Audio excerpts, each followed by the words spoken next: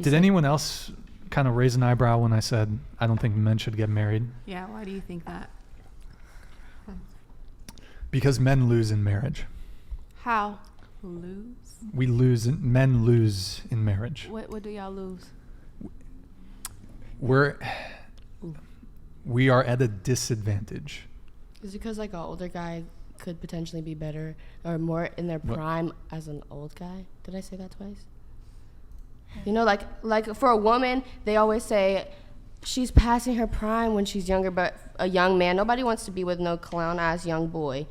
Like if you're starting to act mature, are you saying like an older man is primer than a younger man, and that's why a marriage would be a loss? Well, I mean, to some degree, maybe age plays some factor in it, but men just lose in marriage. And here's why. Okay, so first off, and I think this first stat, women can also look at this and be like, is this a good idea? So 50% of marriages end in divorce. Mm-hmm. So for both men and women, that's odds aren't looking great. Now, here's some of the shit for why men should not get married. 80% of divorces are initiated by women. 90% of child support payments go from men to women. 97% of alimony and spousal support payments go from men to women. So the stats aren't looking great for men. A rider. A rider? What's that? Yeah, girl, that's gonna be down. Oh, a ride or die? But I gotta argue with you on that. Okay, because go ahead. The simple fact is the woman provides the household entirely. She's gonna cook, she's gonna clean, she's gonna have a job if she's able to have the job, where the man usually has no responsibility, only just work. That's not true. How's that not true? Household responsibilities? Take the trash Men have responsibilities. Okay, take the trash out, mow the lawn. It's like not significant as to the household duty for the woman. Pretty significant. If you go back to biblical days for Adam and Eve, a woman's place is in the house. So it is only fair and it's only right for the man to provide child support and alimony for that woman. Because at the end of the day, the children are with her 24/7 while the man is the breadwinner. Well, they wouldn't be providing child support and alimony payments while they're married. Correct, but she's not gonna really have a full-time job. Because she's gonna have to take care of the kids. She's gonna have to hold down the household. With a guy, he's only gonna get the kids Tuesday, Thursdays, only whenever he wants to. While she still has to figure childcare out. Like there's a lot more responsibility on a woman than a man, unless he has full custody.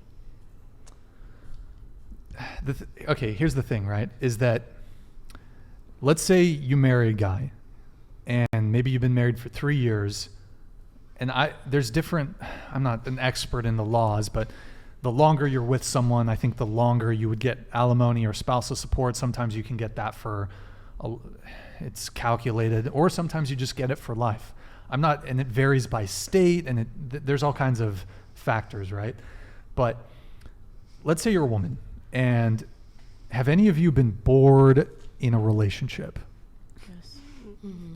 Yes. Any bored? Yeah. Yes. Have any of you ended a relationship? Yeah. Because you were bored? None of you have, but have any of you broken up with a guy? Ended a relationship? No. Because you were bored? Not because but of But maybe, because of sure, bored. there's other factors, but here's the thing. Let's say you get bored in the marriage. You have a document that now says, well, you can walk away with no repercussions, and you get this amount of money, you get half a shit. It starts incentivizing you towards wanting the divorce. So the way the marriage laws are set up currently in the West, whether you're a man or a woman, speaking outside of marriage here, you should never sign a contract with someone who is rewarded for breaking that contract. Yep. And it happens to be the case that when it comes to marriage, whoever is not the breadwinner in that relationship is rewarded for breaking the contract financially. And it does sound a little crazy. So, just a little bit. But that's the thing. Like, that's the thing. And people change their mind. People You know, look, marriage. Does anyone know the vows that they say when you get married? Till death do us part, through sickness and health. That's the one. Till death do us part. 50% of marriages end in divorce. So people's words in today's day and age mean nothing. Not at I all. agree. But till death do us part, that's not just romantic shit. That has to mean something, right? So it's clear to me that when people are getting married and they say till death do us part, that's not happening anymore. And part of that is, I think that's a societal thing. I think it's a cultural thing. There's a whole bunch of reasons why, but the marriage laws are also a factor. And the marriage laws, as they are currently written, suck. Fucking suck. There's literally a whole show where you meet somebody behind a wall for fucking 7 days, and then you see if you want to get married, and you think that it matters. No, like people are definitely crumbling the way that marriage was set up originally. Mm-hmm. But I lost my point. But it was put across. We understand what I was getting to, right? Kind of. But okay, I just want to point out, as men, we're looking at other men and hearing their experiences and hearing how they're getting destroyed in family court, how they're getting destroyed in divorces, how they're getting destroyed also with child custody, because oftentimes custody defers to the mother. And sure, there are deadbeat dads out there, but there are men out there that want 50-50 custody. You should really work it out with somebody that would take that into consideration when you guys are done. Mm-hmm. But okay, so here's a list of some very attractive, high status, wealthy men that have all had divorces. All of them. Brad Pitt, Johnny Depp, Jeff Bezos, Bill Gates, Elon Musk, Dr. Dre, Ryan Reynolds, Tom Brady, Lance Armstrong, Alex Rodriguez, Channing Tatum, Chris Rock, Ben Affleck, Chris Pratt, Liam Hemsworth, Ben Stiller, David Duchovny, Orlando Bloom, Tiger Woods, Sean Penn, Sylvester Stallone, Paul McCartney, Ryan Felipe, Jason Momoa, Michael Jordan. Won't this Wait, take you Jason back? Momoa is not divorced. They're separated. I mean, They're separated. I mean, They're but not still. divorced yet. They're separated. But come on, Jason Momoa is a catch. The point I'm trying to make is, if these men, highly successful, very attractive, high status, high earners, if they can't hold on to a girl, what chance does the average man have? Doesn't that bring you back to a man having a bigger pool of options and doing whatever the he wants because he has all those options? And of course, a woman who wants to be with a man that she chose to be with, you know what I'm saying? She's gonna expect you to hold on to your vows, but you're so famous and you're so hot and you can talk to anybody you want, you know? I'm done.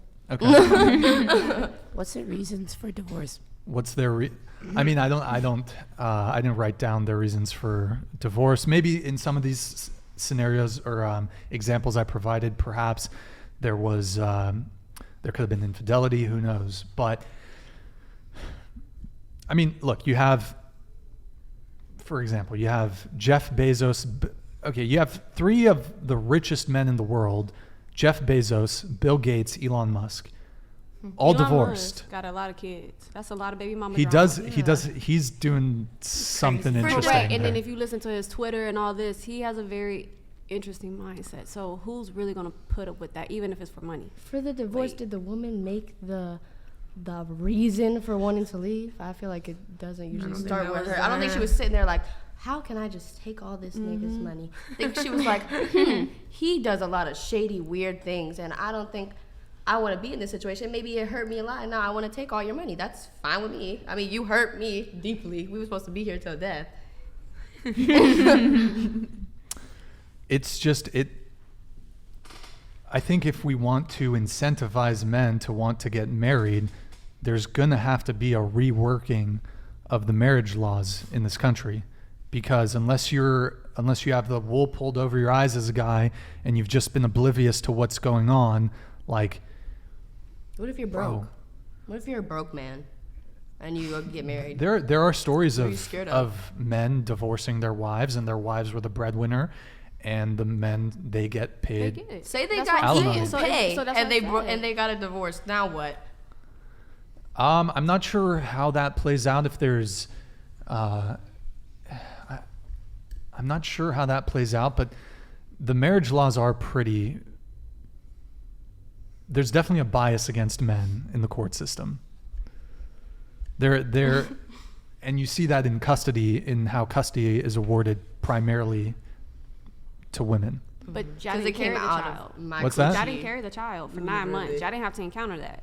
You didn't have everything that comes along Well, with so it. I think there is women. I think are probably during the earlier years. I think are a bit more nurturing than men are. But I think it's important for a child to have both the mother and the father in the picture. But that's not our society anymore. It should be, It's not our society anymore. but it should be. Why should it be? Because Send now you're the- saying now you're like excluding like the lesbians with the lesbians, the women that are like really successful and only want to have IVF. Like you're excluding them. So Well, okay, so technically, for lesbian and gay couples, a two-parent household is better than the one-parent household. So if it's two moms or two dads, that's fine. I don't agree with that because you got women that really want IVF and have a baby and are able to provide for Well, their kid. that might be fine, but what I would say to them is they are stacking the deck against their kid How? by not having another parent in the household, by not having, for the women, by not having a father. Because men and women, like, we kind of parent a bit differently. What would you say? Okay, so, I mean, Your dad's gonna be like, you're a and you're like, Yes. why are you a exactly. But so, I mean, and the statistics kind of exemplify why a two-parent household is ideal. You know, I don't know the exact numbers, but the majority of people who are incarcerated came from one-parent households. The majority of school shooters came from one-parent households. Were their parents There's- into guns or in jail? And that's why they weren't around? I mean, it could be a myriad of factors. It could be the father could have been in jail. It could have just been a breakup and the mom didn't want to pursue it. Maybe the dad didn't want to pursue it. But the statistics are out. Children who grow up in two-parent households are at every statistical advantage. And by the way, I want to make something clear. I'm not saying that if you grow up in a single mother or single father household that you're going to be a failure or a criminal. That's We not know what I'm that. saying. But you are at an advantage growing up in a two-parent household.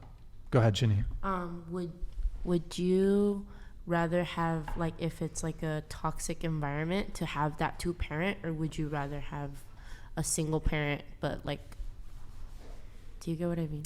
Well, it's difficult, right? Like if it's really that toxic, I mean, I think first Then the off, single would be a Well- lot better than having two parents who are constantly fighting. There are dudes in jail for a variety of things because they grew up in a two-person home where their parents beat the out of each other. Like, I don't know. sure. But okay, the majority Even of, verbally. But you can't go based off the incarceration because let's be honest, majority of the incarcerations are minorities. You can't do that. It's a whole bunch of bias in the United States and prejudice. So you kind of have to factor that out. Like you're doing the studies based off of like who's in jail. It's mostly black and browns in jail.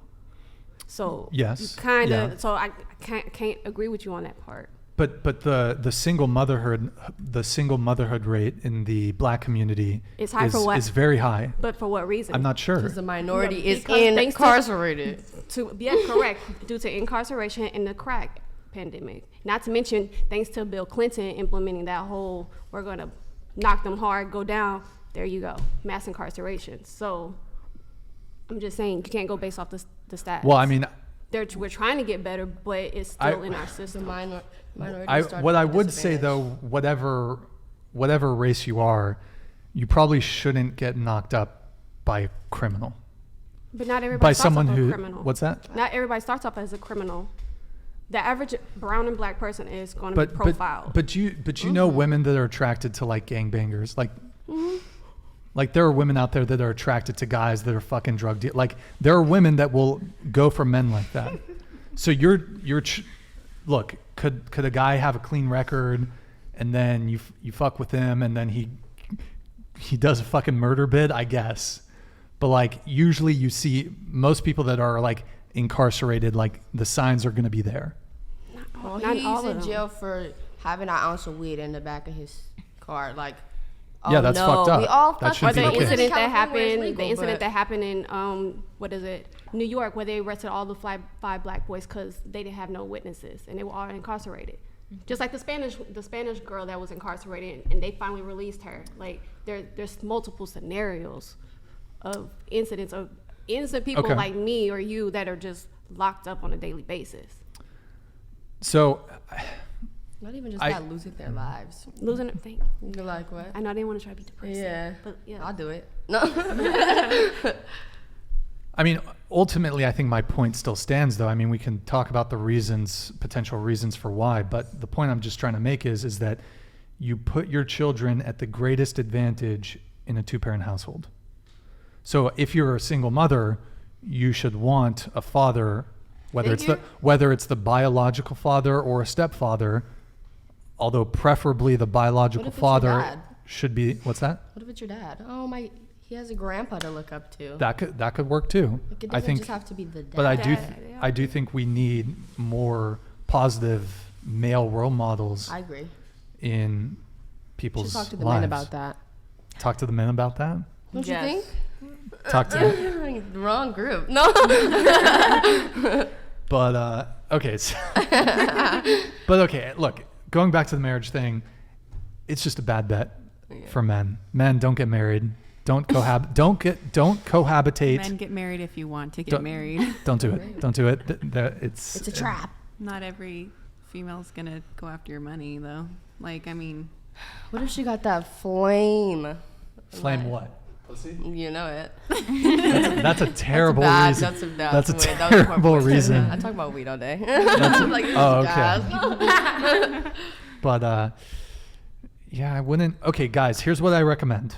And you know, I had I was involved. I was a plaintiff in the lawsuit, and I remember before they heard the civil cases, it was like the judge was hearing a couple of family court cases. So while I was waiting for my case to get called, the judge pulled up a mother and a couple that was in the process of getting divorced, and they had a kid.